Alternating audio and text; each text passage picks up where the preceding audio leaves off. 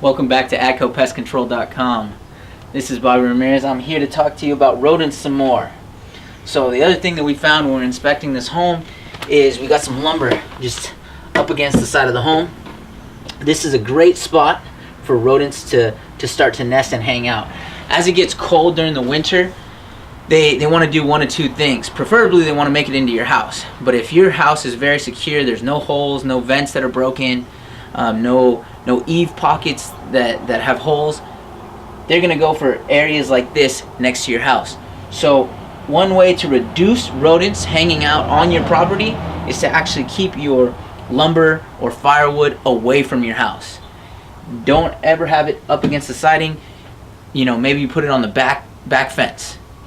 Put it in the garage, somewhere where they cannot get to it, and you will reduce rodents on your property. If you have any questions, leave them down below. If you're having a rodent problem, give us a call, AtcoPestControl.com. Thanks.